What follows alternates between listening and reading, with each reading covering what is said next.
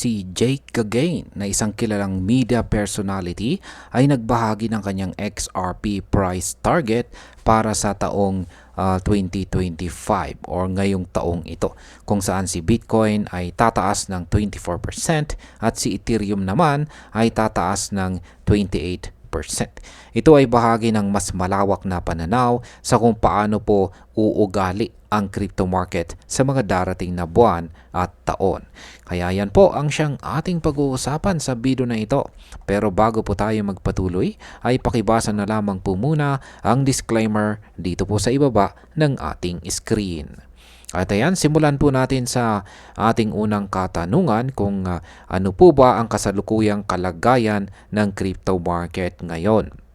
Ayan, ipinapakita po ng kasalukuyang galaw ng crypto market na nananatiling buo ang tinatawag na bull run. Sa tuwing bumababa po ang presyo ay nakakabawi ito kaagad at nagkakaroon ng panibagong pag-angat. Ayan, ang bagong pagbangon ay nangyari po matapos ang malaking pagbagsak ng presyo mula huling bahagi ng July hanggang unang linggo ng August. Mula po sa kabuuang market cap na bumagsak sa $3.56 trillion noong August 2 ay nakabawi ito at umabot na ngayon sa $3.87 trillion.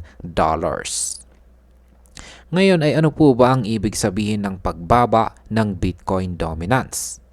Yan, ayon po sa datos mula sa Bitcoin dominance chart ay bumaba. Yan, bumaba po or bumagsak ang dominance ni Bitcoin mula 62.6% papuntang 60% habang nagaganap ang pagbangon ng market.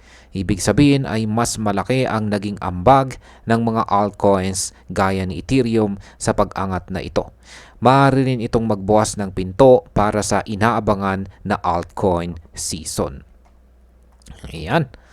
Ngayon ay ano po ang XRP price target ayon kay Ginoong Jake Gagain? Ayan. Meron po siyang ibinahagi rito na 2025 price prediction.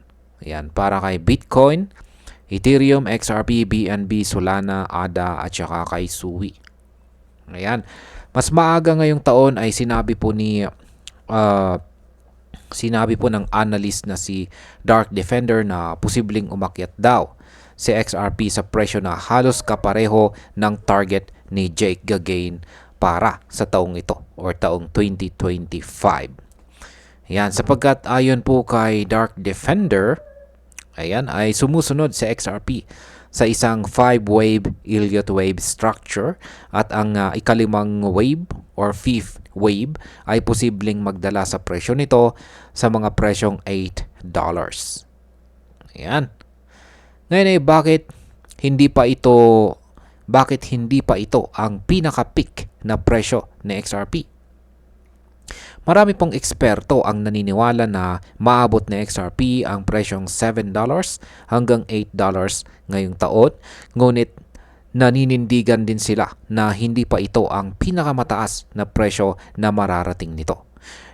Nitong May ay sinabi po ni Zena na kung umabot po si XRP sa $8 ay kahanga-hanga ito, ngunit hindi pa ito sapat para ituring na malaking tagumpay. Ngayon ay ano naman ang sinabi ng iba pang mga eksperto tungkol kay XRP?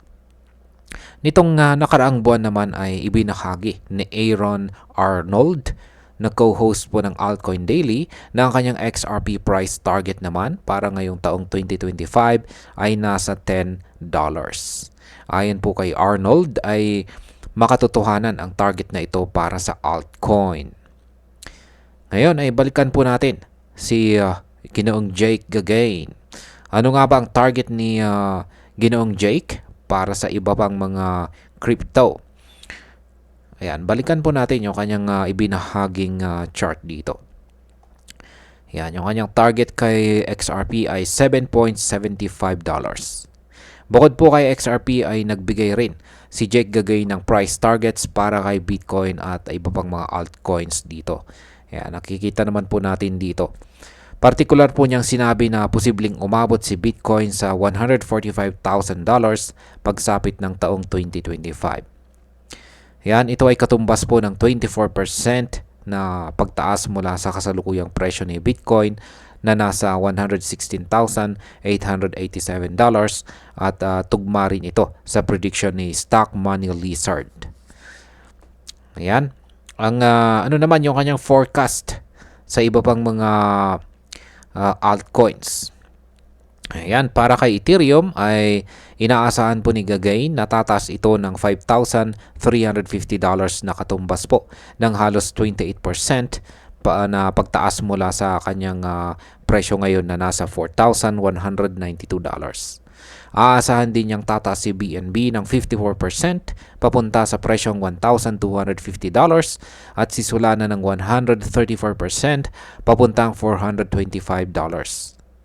Dagdag pa ng eksperto ay posibleng umakyat naman si Cardano ng 177% papuntang $2.25 at si Sui ng 249% papuntang $13 na magiging bago nitong all-time high.